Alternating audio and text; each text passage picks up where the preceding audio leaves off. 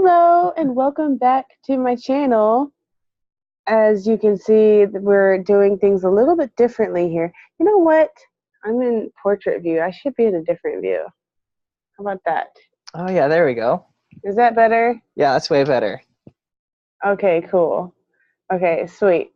So, as y'all can probably, if you watched my first talk, then you know that this is Daniel. And this is our podcast, Coffee with Daniel, or in this case, hydration. Hydration. Yeah, I Yes. am not drinking coffee tonight. Water. Alcohol. Cheers. In moderation, of course. It's a Sunday night. I can't get too wild. Right? Sunday. And so, to give our viewers here a little bit of, just tell them a little bit about yourself. Mm-hmm. Yeah, well, like Jackie said, I'm Daniel. I've known Jackie it's been like 3 years now, almost 4 years. Crazy. I met Jackie and Jacques shortly after I moved to the DC area, like I think the second or third month that I was here. So I do a few things. My day job involves working at a coffee shop and working in online education. I'm also currently in grad school, so I read a lot of things and I study a lot. But yeah, besides that, I like to think that I'm just a relatively normal guy who's trying to figure shit out and builds authentic relationships with people. And if you want to build authentic relationships, Jackie is a good friend to have. Aw, thank you. I mean, I was like I said in my message to you last night. I can always count on you to be truthful. nothing but honesty with you, Jackie. Well, I'm a little lazy and it takes so much work to keep up with a lie. So I like that. I like that approach. I'm gonna have to incorporate that into my life more. It takes too much work to keep up with a lie. It really does. And then, because like I'm exhausted right now, with this one chick here at the shelter who keeps on asking me for money. I'm exhausted just dealing with her, trying to be nice, and I'm just like, you don't just leave me alone. Just please, just stop asking me for stuff. I don't have any money. I have an abundance of stuff. Don't get me wrong. I have no lack of stuff. I just have no money. I don't know how I manage this, but I do. I somehow have this natural talent for accumulating stuff. But anyway, so that's a totally different thing altogether. Yeah. Honestly. But anyway. Yeah, so we can talk about all of that another time. So as we all know, it is still February, and we're really late. We're really late, but it still counts, okay? It's Black still History February. Month Yeah. Black History Month is still Black History Month all month, okay? Yep. And really, honestly, we could do this any time of year because Black history is American history, as that saying goes. But nobody's. We're going for clicks here. We're going for clicks and views and putting as much, out there to get as many eyeballs on this conversation as possible. So you're saying that we're clickbait? Yes, we're sold in. We're clickbait now. Great. Yes, we are. We are. Well, yeah, and I think I might have did a little bit of clickbait with the title of the Melanin Talk, because you know what? I know people were probably not expecting to see a white guy when they clicked on Melanin Talk. Probably not. Yeah. But to be perfectly honest, it's not like we have a monopoly on melanin. Melanin is what gives all human skin pigment, and without it, you're clear. So I'm just saying, we're let's just get into this because I'm just saying we all got melanin. We all need sunscreen, whether we have it or not. No matter how much of it we have, we all need sunscreen because we are screwing the planet up. So yeah. Well, so we had a couple of questions we wanted to go over and talk about in our conversation together. So I think it'd be really great to hear from you on our first question, which is, why is Black History Month important? It's a two-part question. So the first part is, why is Black History Month an important month to celebrate and honor? And then two, what do you like about being Black? Like, what does that mean for you as a Black woman to celebrate this month? Well, in general, it's in Black History Month is important because we have contributed so much to the building of this country, not just as slaves, but as free people, as scientists, as musicians, as rocket scientists. Mm-hmm. Come on. I didn't get a chance to see numbers when it was still, what was it called? Is it Hidden Figures?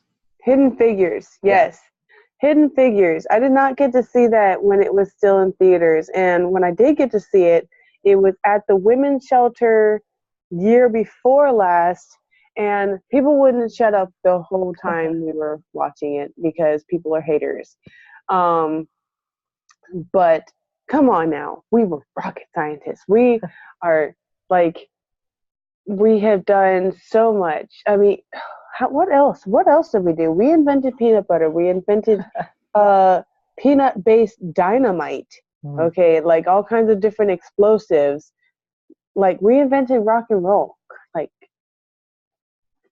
I think there was a giant list that 80% of it was correct, and then the other 20% was a little far-fetched. But 80% is still a passing grade. But true, yeah. it was a list of Black inventors, and I think the AC, air conditioning, yeah, that was us because we got tired of frying in the sun. We're very grateful for AC in Washington D.C. during the summer. Oh yeah, because we're not Southern fried. We are not Southern fried. We cannot handle that mess. Mm-mm. No. Mm-mm. Nope. I'm from Oregon. Give me my 70-degree weather. Yeah, 70-degree weather. I don't even know if I don't think I've lived anywhere where that is like a normal temperature. I've always lived in places that had extreme weather. Mm-hmm. I just realized that. Because when in Pennsylvania, in the valley I grew up in, when you live in a valley, all the weather is extreme. Mm-hmm. Extremely windy, sunny, cold, hot, rainy, snowy. It's all to an extreme at some point. Then Florida, then somewhere down south and all that. Yeah. I don't know what temperate, nice, I don't know what nice weather is. I don't know what that is. I don't know what is that? That sounds like an oxymoron. But so we've contributed all these things that we still, like all these inventions that we use today, all these different genres of music that we listen to today, and different sciences. It's just, I'm still learning. I've barely scraped the first layer of snow off of the tip of the iceberg that is Black history and what we have contributed. Mm-hmm. Okay. And I'm just like, what? It's crazy. It's crazy. So that's important. It's important to me because I grew up amongst nothing but white folks, and it was and there was nobody, and my mother was a Uncle Ruckus type of person. She was so racist, so incredibly racist. My whole family was like that, and I don't know why they were like that. They liked being called one of the good ones, and when I hear that, I just cringe. I'm just like, what do you mean one of the good ones? What, do you mean that we're all bad people and we're inherently bad, but except for a few of us? Is that what you mean? Yes, that's exactly what that means. And it just, instead of taking pride in it, it makes me uncomfortable. Mm-hmm. At least now it does, because it took years for me to break away and realize, oh, that mentality isn't exactly that good of a thing. It's not actually a good thing at all. Okay, I don't want to think, I don't like that. So it's important for me to get unbrainwashed, to learn how great our people can be and have been and are, because I wasn't shown otherwise. And to answer the second half of that question, what do I like about being Black? Well, I like my hair. To be perfectly honest, I love my hair. It's a texture nobody else can get. Like you can't have this texture without being Black. Mm-hmm. Or without having not being Black. I've met some very, very super mixed people that has this texture, but you can't get it without having some Black in you. You just can't. And I feel like that, and it makes me feel special. That, and I love the way it feels. I love playing with my hair. I have to keep it braided, otherwise I'll play with it all day and it'll get knotted up, and then I have to detangle it, and I can't just leave it out. I have to wrap it up, otherwise it's just gonna get tangled. And I don't know. I just love my hair so much. That is what I love about being Black, is my hair.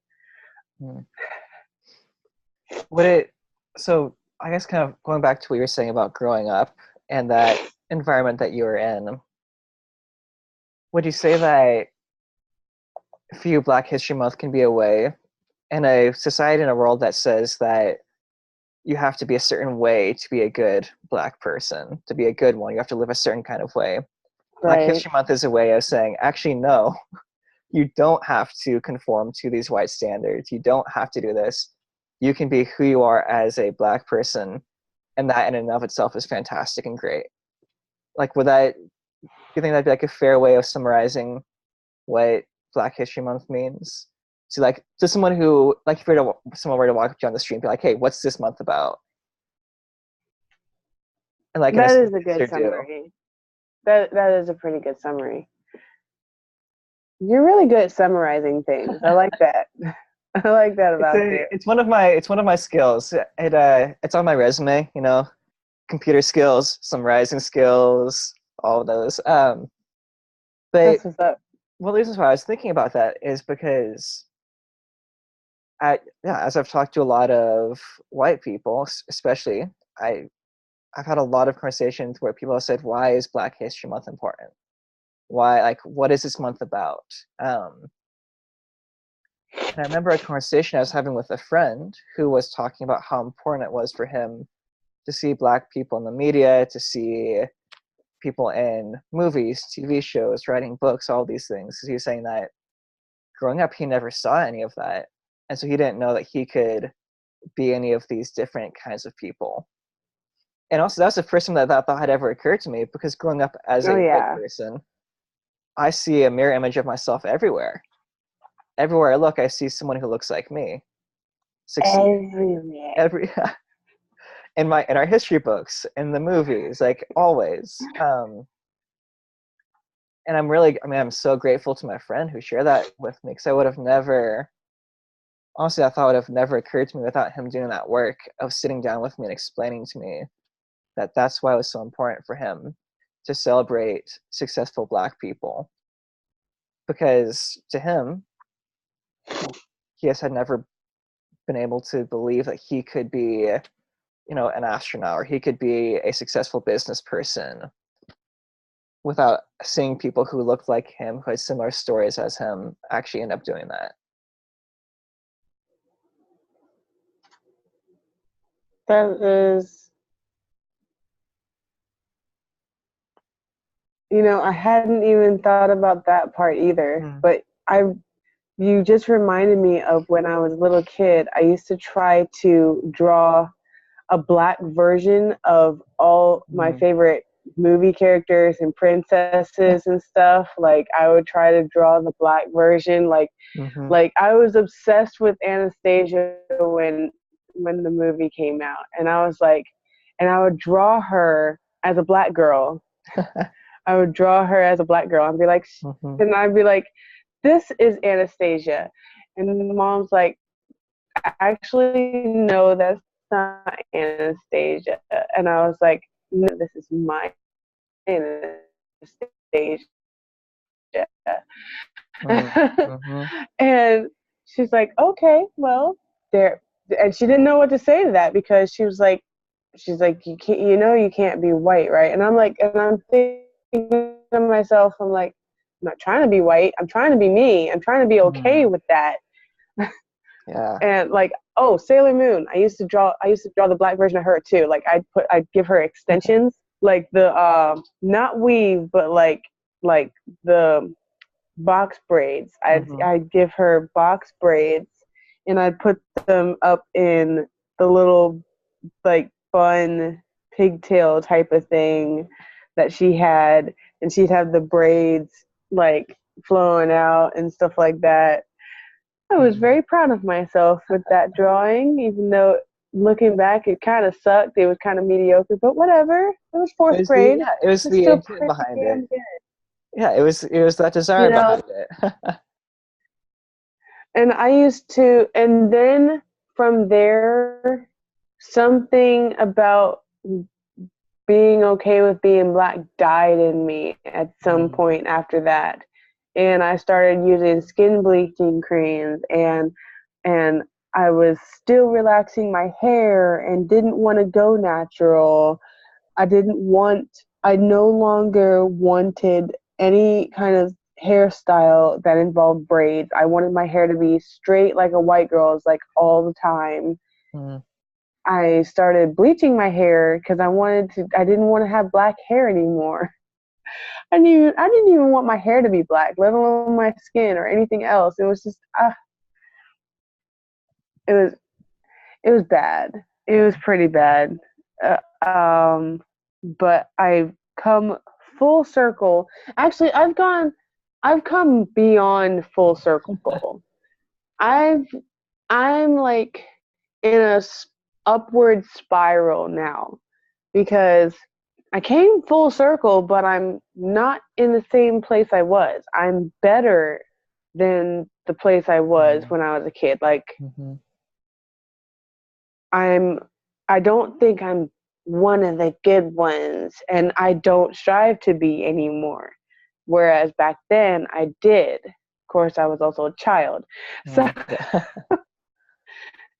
I didn't know any better. So yeah, definitely a big it is definitely important for all those reasons, because if it weren't for all the improved representation, because when I was a kid, the representation we that I grew up with, these movies, Boys in the Hood, Juice, Don't Be a Menace to Society While Drinking Your Juice in the Hood. Menace to Society, those movies where it was even The Color Purple was on that list of movies where it was like, I was like, I didn't see myself. I did not see myself, no matter, because all of these different movies back then represented all black people growing up amongst black people. They didn't have any representation for somebody like me who grew up around nothing but white folks and did not and was not I was not very aware of what of a lot of I did not know what diet racism was, but I experienced a lot of it looking back. And I'm just like, which actually leads me to a question, if you don't mind me going out of order. Go for it. Yeah. Do you believe that white privilege exists? Yeah, definitely. Yep, that's my And you answer. just say no. I always ask Next my question. white No. friends that. And you just say nah. No, so that question reminds me of a time when I first moved here to DC. I went to a training led by a local church on what is it on being anti-racist and learning how do you not just like not be racist as a white person, but how do you actively work against racism both like in your own personal life and in society. And this training was led by an older gentleman who I think he was like in his 70s or something. He had memories of being in a town that was segregated where he could only go to certain parts of the town, and he had been sort of active during the civil rights movement, not super active, but he became a lot more active like afterwards, especially within faith communities. And as we were talking and he was sharing his experience, at one point he stopped, looked at me and said, "So, do you think you're racist?" And like everyone, it was like a group of like 11 people, so it was a small training, and everyone just like turns and looks at me. I'm like, "What?" I'm like, "Okay." And Do you? my answer to that question was like, yes, I do believe that's true. For the same reasons with white privilege. I guess to unpack how I understand that term, white privilege does not mean that I feel privileged. It's a historical analysis of the different things that have given me and my family, going back generations, certain economic privileges that other people didn't have. And I think that that's one of the tricky things when talking about white privilege is most people don't feel privileged. Most people wouldn't feel like they've had to really struggle for what they've had, which could be totally true. I don't want to discount what anyone has had to go through in their life. Like I've gone through some really hard things in my own as well. But I had a different starting place in American society because my family was white. And because I'm white, I've had a different starting place as well. And so when I think about white privilege, I think it's both something that I personally, like I as a human being, like as Daniel Dixon, have white privilege as an individual, but also I'm part of a group of people that throughout human history, well, throughout American history, has been given massive benefits. Affirmative action was first done for white people. After World War II, when veterans were coming back, the government was basically giving away land and home ownership to people who fought in the war. And because of discrimination, it was only really white people who would get those. Same thing with going to college. That explains a lot. When you look at like home ownership is one of the largest indicators of wealth. Like if you own a home, then that basically means like your family's going to do pretty well. But you look at who is able to buy homes in the US, and for most of the US history, it's been white people who are able to buy homes. With redlining, banks would literally not give a loan to a black family, but they would give a loan to a white family. And so with white privilege, I'm kind of just like it's kind of like what you actually said at the very beginning of this podcast, is that it takes too much work to lie. And pretending like white privilege does not exist is a lie. Oh no, is it breaking up? No. Daniel, Can you hear me? All right, is it I better can now? now. You were Okay. frozen for a second. Yeah. Sorry, that happens sometimes. But yeah, like you were saying, it takes way too much work to keep up the lie of white people not having privilege. I think as a white person, I think it's more than fair to tell other white people that we need to own up to our privilege, be honest about it, and start working with it and using it to change this country and change the conditions that people live in. Or else we're just trying to deceive ourselves and live in denial, and that's not going to help anyone. Because I've never really, outside of like a semi-scripted video, heard it put quite like that. Like I just, I don't know, I'm going to actually put the link to the video in the description box below. But there's this channel called Jubilee, which I just thought is so cool.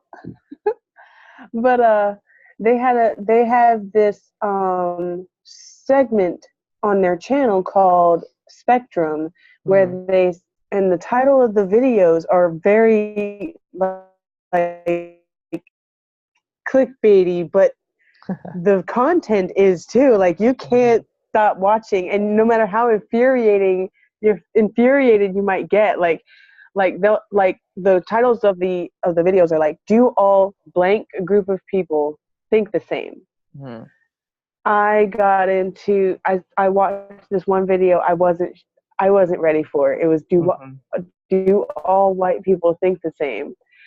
And they ask, everybody stands in a line in the middle of the room, and they, the agree, strongly disagree, strongly agree, those lines, everybody goes to a different line on the floor to represent their answer. And I'm just looking at these, and I'm just like what, like the person running the video will say a statement saying like, I feel like I live a privileged life, and you could either strongly disagree, agree, vice versa, blah blah blah, right? And I'm just looking at these people, and I'm just like listening to their questions, and I'm like, I mean their answers, like, to hear some of them say, like one of them went all the way to strongly agree, and she was like, I'm not gonna lie, I'm ashamed of it, but whenever I get pulled over by the cops, I think to myself, thank God I'm white. And I'm like, you mean y'all actually think that sometimes? Like, holy crap. Like, it to see anyone like on the winning team, quote unquote, be aware that they are on the winning team and not just be like, oh, like, I didn't realize how, it's only recently I realized what white privilege actually means and what it actually is, because I was buying into this one guy who is no longer a friend of mine. He can go kick rocks with sandals on. He he kept saying, I know I don't have white privilege because I grew up poor. And I'm like, no, a poor white person does not have the same struggles as a poor black person in this country. Like, almost all of my poor white friends on Facebook are not going through nearly the same struggles as my poor black friends on Facebook. I'm like, you're poor, but you still live in a 4-bedroom house with 2 full bathrooms, and you still have like 3 vehicles, and like, I'm just like, what is your, how are you poor? How are you broke? Oh, I don't know how I'm gonna pay the electric bill this month. Girl, like, first off, you would know how, I know how you could pay the electric bill to this month, next month, and the next month after that. Okay? Quit buying cigarettes by the carton. Ha! But Now, that's a totally different conversation that we're going to have later. But I'm just saying, don't act like maybe sell one of your many vehicles, one of which that you guys, I mean, there's only two of you, so you can only drive maximum two vehicles at a time, but you have to have that third vehicle. Like, obviously you can afford it. It's all just because you're not poor. You're not actually poor. What you are is you're a bad money handler. That's not the same as being poor. To be privileged enough to be able to live as irresponsibly without getting evicted and thrown out on the street and everyone judging you, because it's just a normal thing in the, like, when you go to the trailer park, which I used to live in one, there was a hierarchy there. I didn't know there were black people even living there until I met them, and I'm just like, whoa, you live here? I mean, and the way they were living was worlds away from how the hierarchy that the white folks had set up there, because it's like this, like, one section of the trailer park was full of like your what you expect a trailer park to be like, and the other half was like the suburbs. And then there was the corner where the black folks lived, and I was like, you live here? I was so shocked because it wasn't anything like any part of the rest of the park. It wasn't even like the poor white people's. It was way worse. And I was like, what? Now, being raised by Mrs. Uncle Ruckus, I was like, well, it's your own damn fault for living like that. What's wrong with you? Why can't you take care of your stuff? Apparently, unbeknownst to me, they bought their trailer like that. It was the only one that they were able to buy. So they didn't have any other options except for that one. Nope, not for them. Because they didn't talk right. They weren't one of the good ones. So I've lived a very privileged black life because I have yet to encounter police brutality personally. I have had a few different, actually many different opportunities where I could have died. I've had the guns drawn on me, but they didn't use them.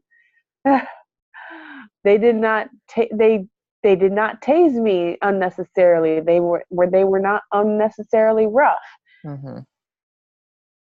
I consider myself privileged just based on that, and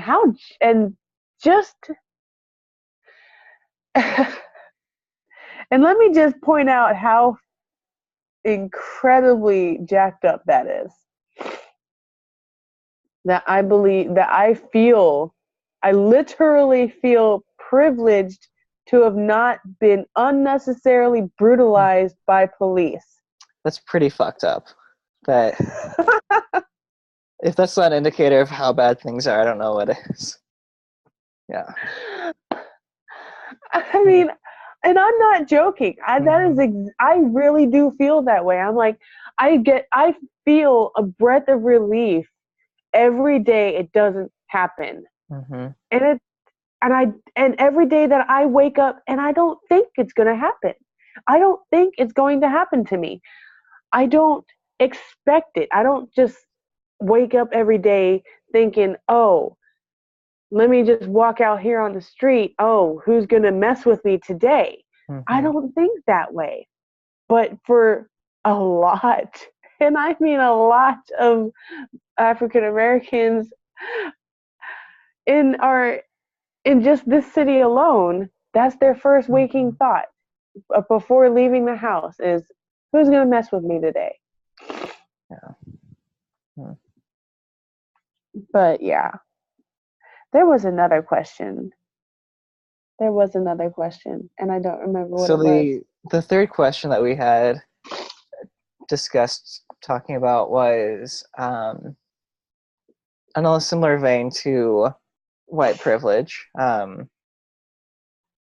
There's this thing that white people say when they're accused of being racist, which is, "Oh yeah, I have a black friend. I can't be racist. I have."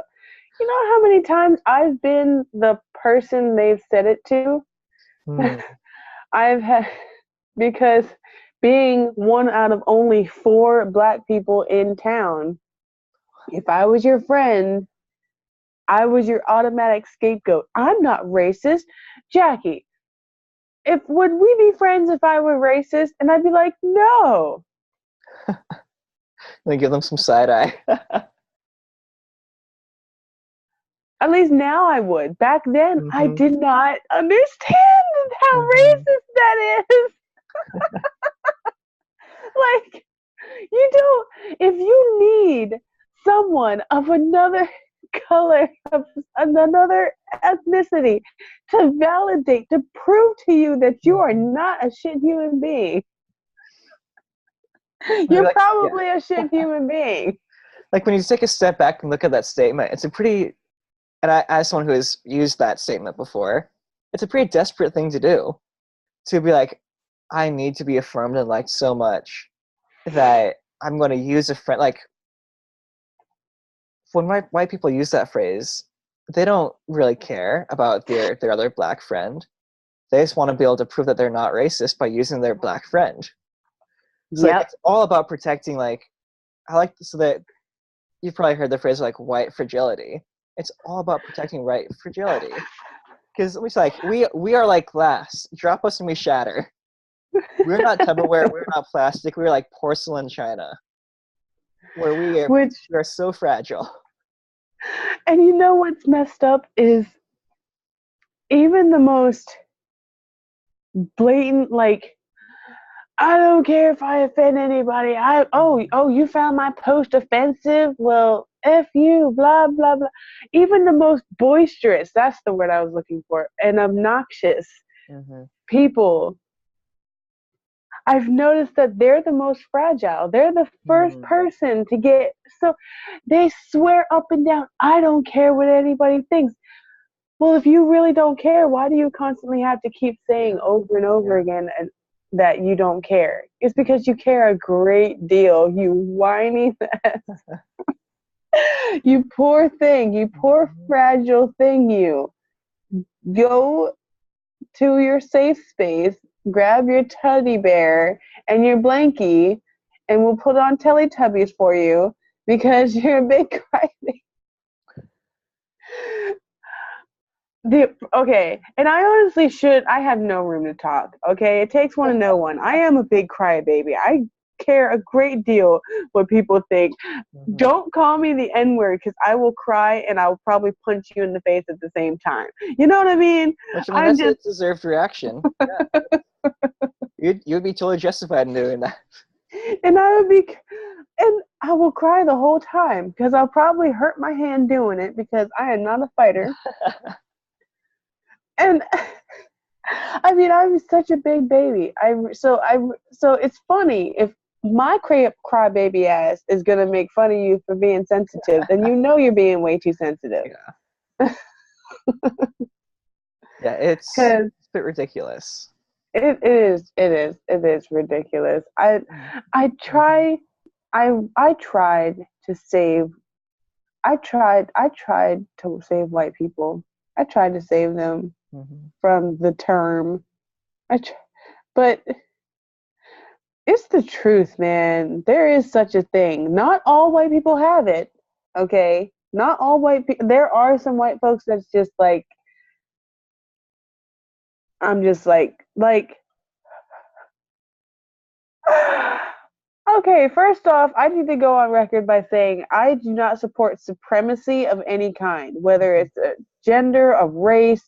I don't care if you're a white supremacist, black supremacist, purple people eater supremacist. I don't care. Supremacy can kiss my ass. I don't care. I denounce the crap out of it. Okay? But there were these black supremacist dudes that come downtown to Chinatown Friday, a couple Fridays a month, or every Friday a month. I don't know. But they got this white dude kissing their freaking boots. I could not believe it. I was just like, no. Doing? Like, so they're down there. Like, I've seen them down there before. I'm pretty familiar with them. But there is this white dude. There's a white guy with them. I've never seen that before. Yeah, and he got down on his knees, hands and knees, and kissed their boots. And that wasn't a metaphor. He literally kissed their boots. Literally kissed. I thought that was a metaphor. Boots. I thought you were being metaphorical there. I was like, wow, oh God, no. No, I'm like, oh, okay, that changes everything. I'm just like, I was like, okay, so maybe not every white person suffers from white fragility, because that guy takes some pretty thick skin to do something as humiliating and disgusting and degrading as that. Or he really wants to be liked. Really? And now, okay, to be clear, I do recognize that our culture is the most appropriated culture on the planet. I mean, I should not be hearing a Japanese rapper and still have anyone tell me that we don't get appropriated, as that people don't try to copy us like crazy. When every single man I have ever seen in my entire life who thought he was so tough, if he wasn't black, he was acting like a black man when he was boisterous and like, what? You know, I can't do it. But you know what I'm talking about. That gangster, that thug life, the stupid, that body language and the way they talk, and a great example, Gator. Will Ferrell. What movie was that? The Other Guys. It was called The Other Guys. And he was apparently a pimp back in college, who went by the name of Gator. Gator don't play that. Who talks like that? Black men. Black men talk like that. Whether they're gangster or thuggish or not, you piss off a black man, that's how he sounds. And Will Ferrell, as we know, is not black. But but he perfectly depicted what everybody looks like, what men typically look like when they're angry. They start imitating black men. When women are angry and they heads start going all over the place like this. They clap back. Yes, and they start clapping like, "Don't get me started, boo." Do not get me. No. I can't even do it unless I'm actually angry. They imitate.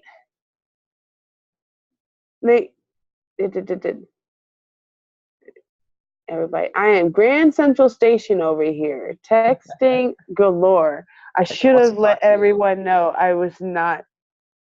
You're a very important person. You don't have time for them right now. Right? But they are the reason why I am a very important person. But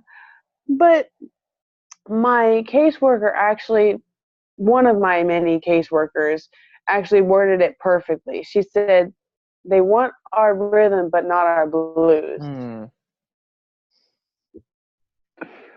We can't have we can't have shit to ourselves, to be perfectly honest. Which is why I get so I get so mad when something awesome comes out and I'm like, oh great. Like Black Panther. I wanted to be excited about it, but I couldn't because everybody else was expected me to be. And I'm like, I don't like being told what to do. I'm just like, oh, you see, you're excited because you want me to like you for some odd reason. Why are we have, it's like we're the most powerful, oppressed people on the planet. How that contradiction right there makes absolutely no sense, but it's true. Because we influence cultures all over the world. Everyone takes from us, but nobody wants to give us any credit. And it makes me so mad. It makes me very mad. And I am sorry I went off on that tangent, but my eyes have, I'm woke, yo. I'm woke, son. I'm woke. And I don't want to be. I want to go back to sleep. Woe is me. I feel like, I mean, that connects really well with what you're saying at the very beginning of this with Black History Month, of this being an intentional time like set aside to reflect on all the things that Black people have done and that have basically not been given credit for. I was earlier today. I was at the Anacostia Museum, or the Anacostia Community Museum over in Southeast.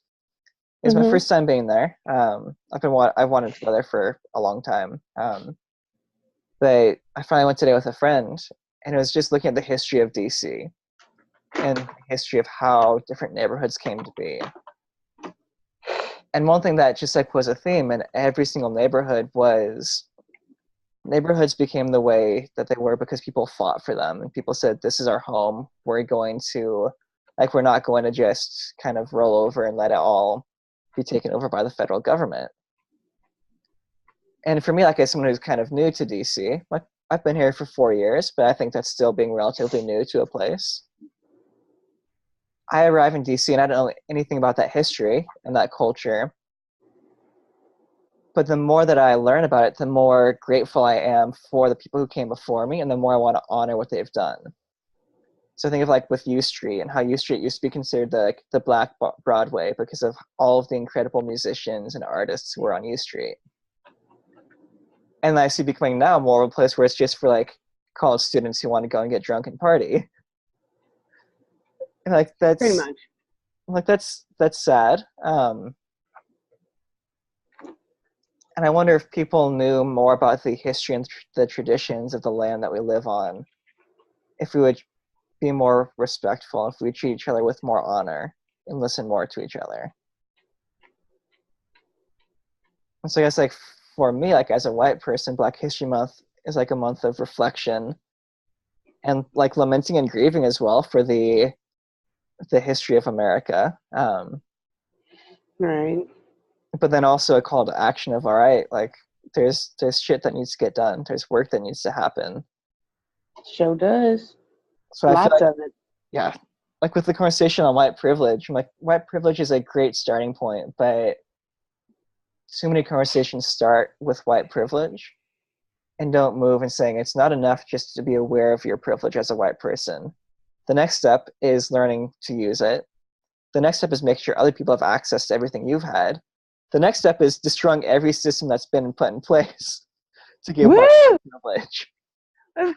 And that's me. Down on the credit card bureaus. Oh wait, this is not Fight Club. I mean, I'm okay with Fight Club. We can do that. I'm speaking from my perspective that the U.S. government needs to go, but that's me. Not everyone has to believe that. I feel the exact same way. Are we both libertarian over here? Like, what is going on over here? I'm more of an anarchist than a libertarian. I definitely lean in the anarchist camp. See, I don't know enough about anarchy to even know if I'm in that camp at all, or if I have a toe in that camp. of course, I'm pretty sure when I get angry, I probably have a giant, like, I've got a whole RV, luxury RV waiting for me at that camp for when I get angry. Because when I get angry, I really, I'm not going to, but I want to blow shit up, just like in Fight Club. Okay? Listen now. Listen, NSA. It's all Listen, FBI. hypothetical. I'm just saying this hypothetically. Yeah. Yep. I am too lazy to blow anything up anyway. I'm too broke to hire anybody else to do it for me. And even when I have the money, I'm not going to do that because my babies come first. And I can't raise them from prison. So please do not come for me. Okay? I know what you do to homeless people. Don't do it. Okay? You make us disappear all the time. Don't do it. But anyway. But no, when I get angry, I watch movies like V for Vendetta. And I'm all like, ooh, that just sounds like a good idea because all these mofos up here, because let me not even get started. Don't get me started, but they all need to go. Even the ones that just got elected, everybody needs to go. Right now, just go, and we're going to start all brand new. Like all completely brand freaking new. And there's only one way to do that, and that's get rid of them. Like literally lock the I don't know. Go in and like lock the entire building. Lock them out of their own job. Occupy the whole building. I don't know. You know, peacefully occupy the entire building. Be like, oh no, we're not gonna fuck shit up. We're just gonna keep you locked out of your job because you're fired. We the people have fired you. That would make a really great freaking movie. Somebody needs to make that happen. That movie would inspire so much anarchy. Oh my God. Okay, so my right arm and my right leg are in the anarchy camp, and my left arm and my left leg are in the libertarian camp. I mean, you basically described anarchy. Anarchy. So you've seen the anarchy symbol before, like the A with a circle around it. Yeah. So it's order without anarchy. O and A. And I think with most people hear anarchy, they think of like chaos and like no rules. And that's not anarchy. Anarchy is order without rulers. And so it's a way that it's just a way of saying like we need to start over. Like we as a country have built such a deep hole and done such terrible things that we can't fix this problem. We have to start over with new ideas, new visions, new dreams. Yep. I don't know how we got from Black History Month to anarchy, but we did. Because Harriet Tubman was probably an anarchist. I mean, she didn't follow rules. She broke the law. Yeah. Harriet Tubman, Rosa Parks, Martin Luther King Jr. Malcolm X even. Malcolm X, okay? The Black Panthers, gotta give them respect. I think probably one of my favorite historical protests is when the Black Panthers went with all their guns to the Capitol building, Sacramento, California. And like they didn't shoot anyone or anything, but they're like protesting that they also have the Second Amendment right to have guns. I remember that. Wait, what? When did that happen? I remember seeing a video about it, but I don't remember when they said it was happening. If it was happening, I don't know. Yeah, I don't know exactly like what year that happened, but I mean that takes some courage. It really does, because thing to do.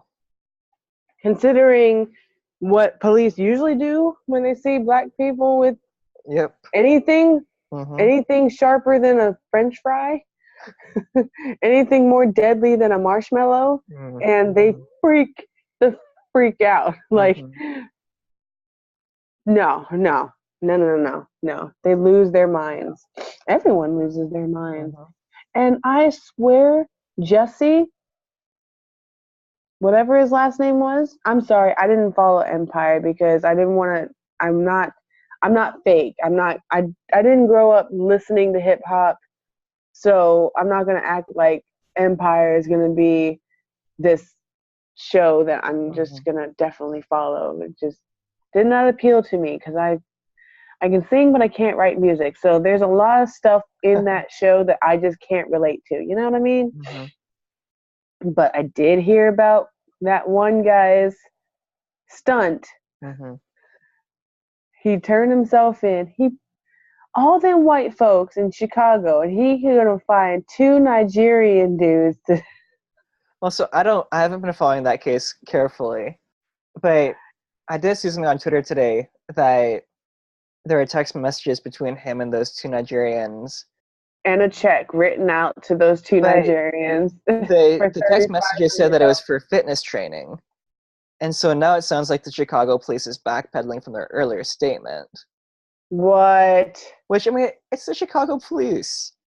They lie for a living. Well, on top of that, Jesse did turn himself in, so he did do something wrong. Mm-hmm. And I feel like anytime the Chicago police is involved, they're probably lying about something. Oh, they're almost.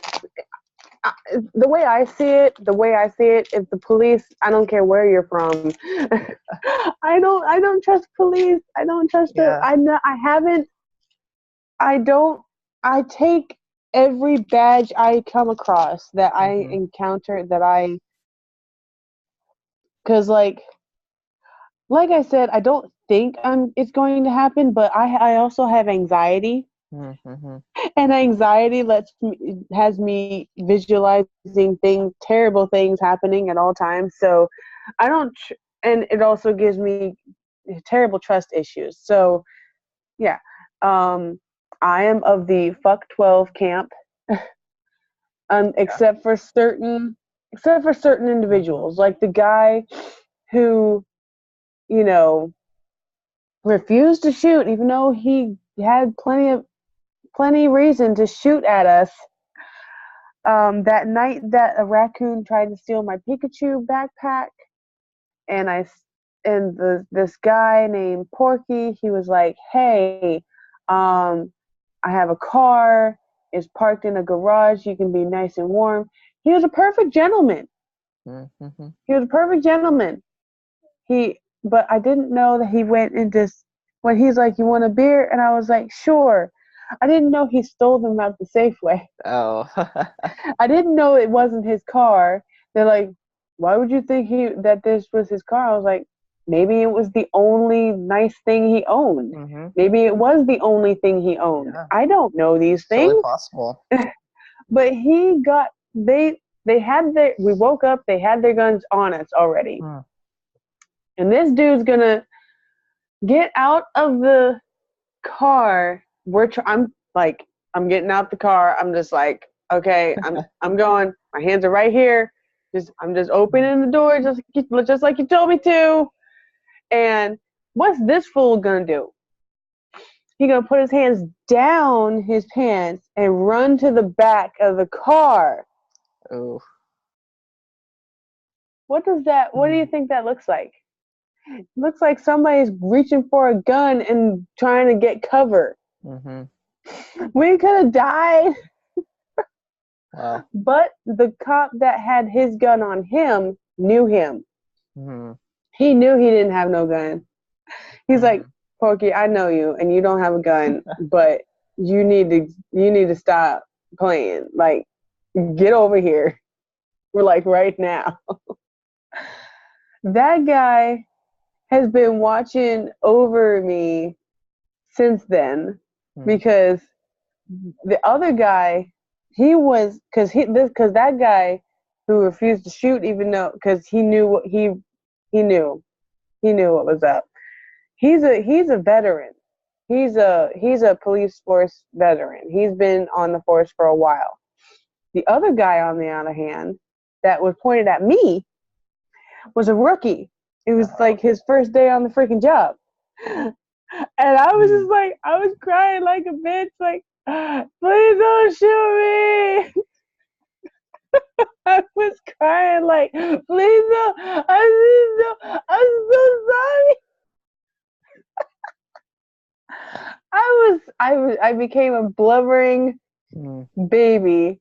Like, I kind of remind myself of every tough talking white dude from in every movie, every comedy movie I've ever seen, where he's like, he talks all this shit until he gets surrounded by black dudes with guns, and he's like, and he literally shits himself and starts crying like a baby. That's me.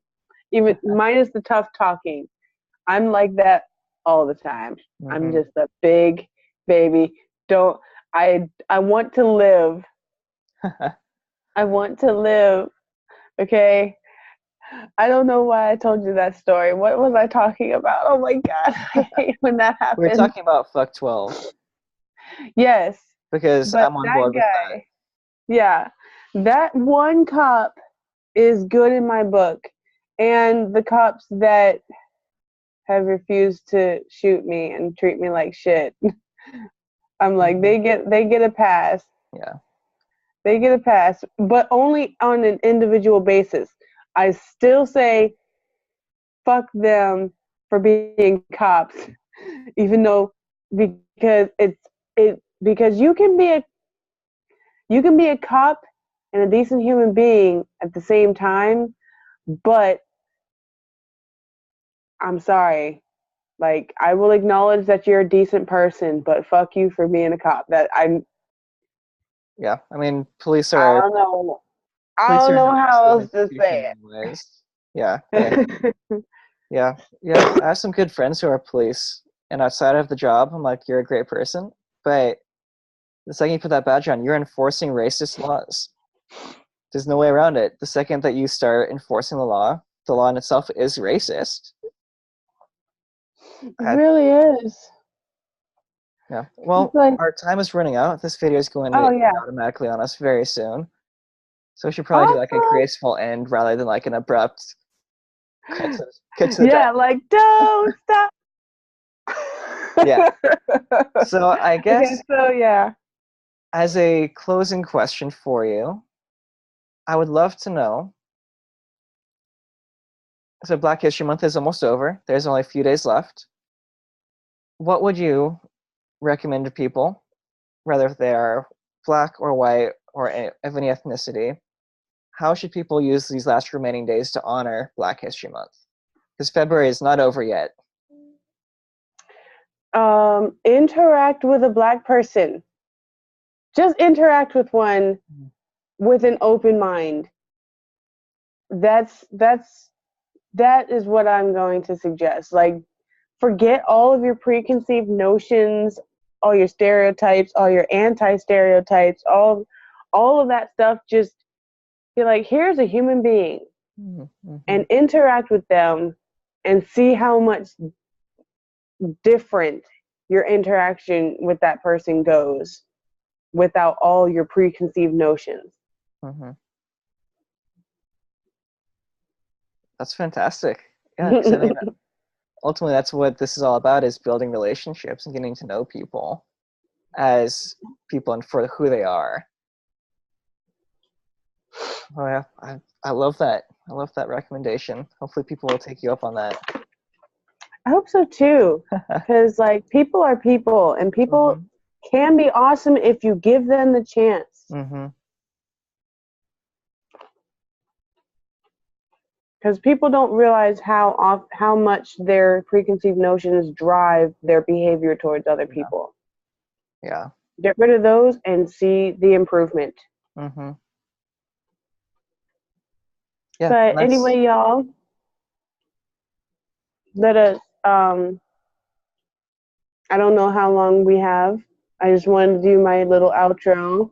Like, comment, subscribe, do all that good stuff, because you know you love us. You know you love having Daniel on the show because he's Daniel. Well, he's the one who brought you guys that talk, my first talk, and you guys seem to enjoy that. So if you want more videos like this, hit that bell so that you don't miss any future videos, okay? And do you have any final words for our lovelies? I don't know what to call my subscribers, but our lovely people watching. The only thing I'd have to say is that Jackie has a Cash App. Use that liberally and generously. Oh yeah, it's lovely Miss Quinn, same as this channel. Yeah. So if you've enjoyed this, show Jackie some love with money. Send it to her. Yay! I promise I'll spend it either on the baby or food, because I love food. It's kind of a human necessity. I Sort of a might need. even get something fancy, like I don't know, Burger King. I mean, I saw they closed the Burger King over in Adams Morgan. That one's gone now. What? Yeah. Oh my God, I'm so sad. Yep. Oh, that makes me so sad. So I shouldn't have said that. That's not how I wanted to end this. We wanted to end this with some positive energy. Well, then I'll use it. I'll use the money, and I will come to. What is the name of your cafe? Phil's Coffee. Phil's Coffee. I will come to Phil's Coffee and drink Phil's coffee. Yeah, that's a great plug. Also, if you're ever in DC, subscribers, visitors, come to Phil's, see me. I'll be there. Oh yeah, Adams Morgan is a really nice place to visit. I like it. I think I'm gonna sing there next time I have the opportunity. That's what we'll do tomorrow. Oh wait, no. Maybe. I'm gonna try. I'm gonna try to do that. I'll figure it out. But All right. yeah. This has been great, Jackie. I'm gonna go ahead It's been great. end the recording now, and I'll send it to you afterwards. Awesome. Okay, cool. All right. All right, Bye. bye.